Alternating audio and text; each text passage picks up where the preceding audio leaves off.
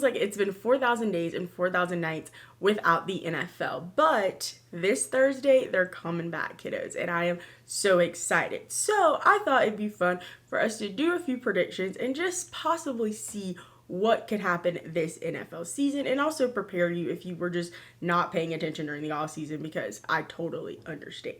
So if you're ready for this, make sure to give this video a thumbs up or thumbs down because it's your thumb, and let's go ahead and get into it.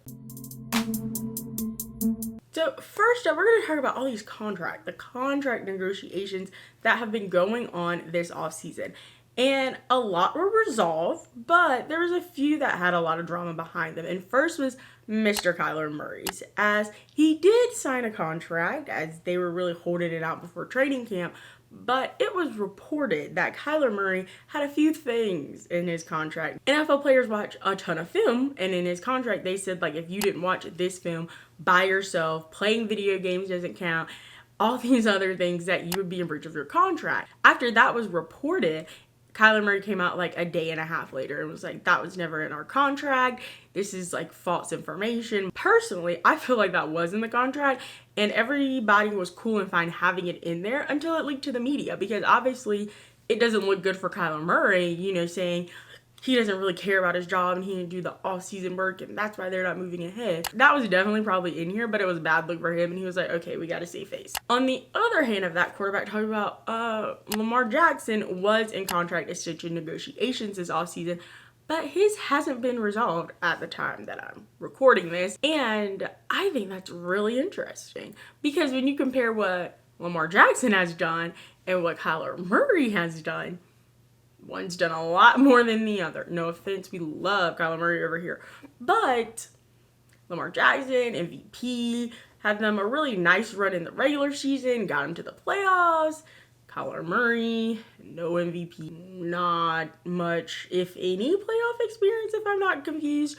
And being really good in the beginning of the season and kind of falling off that last 5 to 4 weeks. They said they're not going to carry these contract negotiations into the season at the Ravens. Really, the issue of why these quarterback contracts are struggling to get resolved right now is solely because what the Cleveland Browns gave to Redacted, aka Deshaun Watson. That contract was ridiculous. Like, it had so much guaranteed money. It was the biggest QB contract in NFL history.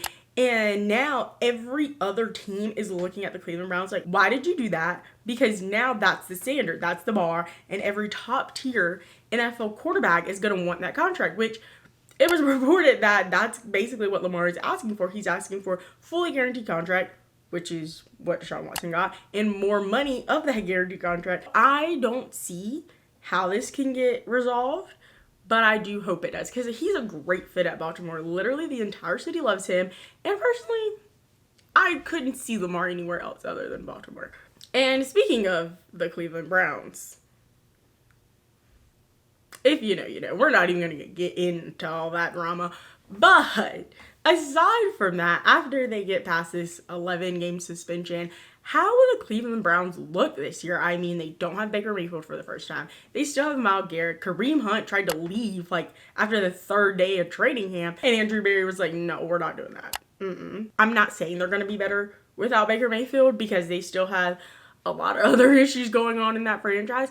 But maybe this could be the start of something not as awful. Baker's new home team, the Carolina Panthers, which is probably an even hotter mess than what he came from at Cleveland, because the Panthers are just all over the place. Like, coaching, just staff that doesn't really know what's going on, players who literally don't want to be there. In the offseason, if you didn't see when Baker Mayfield was like announced as, you know, he was in trade talks with the Browns and the Panthers, Robbie Anderson like commented on their post and literally said, oh no, like, not a fan, because we all know he is definitely not Sam Darnold's biggest fan out there. And so when you have your top wide receiver not really keen on your QB1, not a good way to start out the season, personally. After, you know, you got Christian McCaffrey, who's kind of a up in the air guy every single week. No offense to Baker Mayfield, he's not an awful quarterback.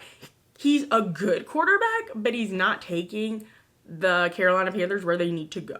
Because personally, time's running out for Matt Rule. He's used his 3 wishes and probably 6 more after that because it's not a good look. It's not a good look of what's going on there. Again, last year, a lot of things happened. They had Cam Newton come in and they need to figure out what their team is. Like what their scheme is, what they're running, what they're doing, and stop all the hoopla hopla, and then maybe they could possibly win a few games. Again, I'm not saying they're gonna be, the next Super Bowl champs by any means, but I don't really see them moving anything past 5-13 this season. Truthfully, that's my truth, and I'm sticking to it. I've decided to make a few pinpoint predictions, so in January we could come back to this video and see how wrong I was. And our first is top rookies/rookie of the year candidates. And I'm going with Nakobe Dean and Chris Olave. Nakobe Dean, I've seen him in preseason. He's killing it. He has a lot of drama on his back from being selected very low in the NFL draft, which I was shocked, baffled, and surprised by, if you asked me.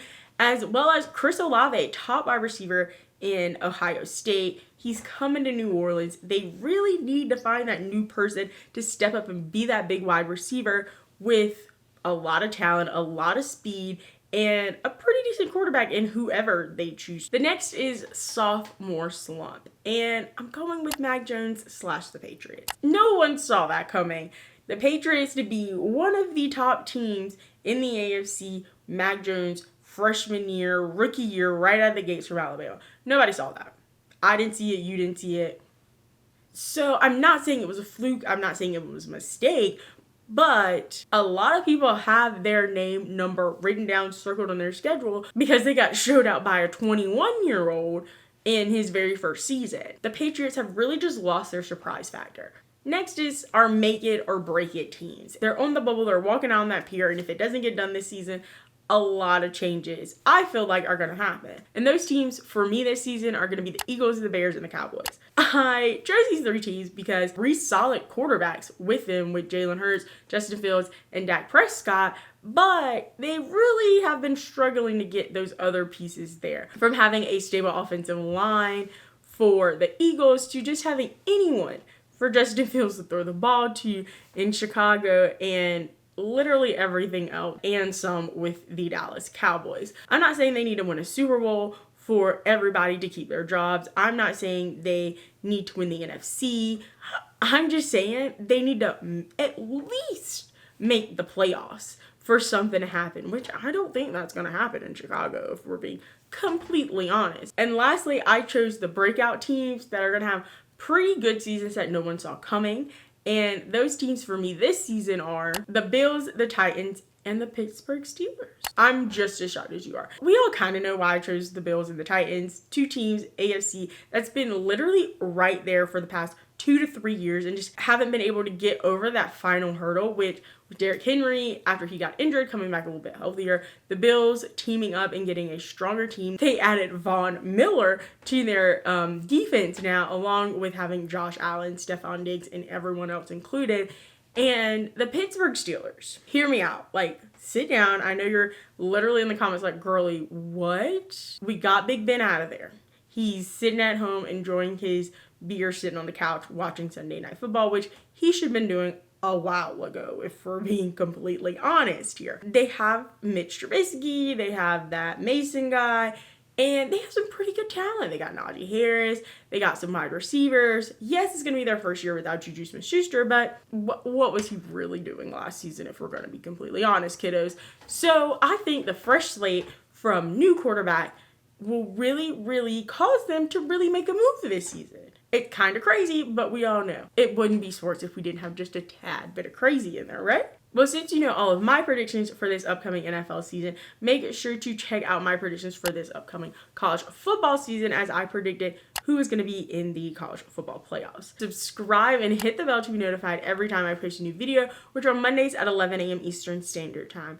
As well as let me know down in the comments below, do you agree with me on any of the predictions, or you truly think I've lost my mind? Which possibly could be true. And make sure to give this video a thumbs up or a thumbs down, because it's still your thumb, and don't be afraid to join the convo.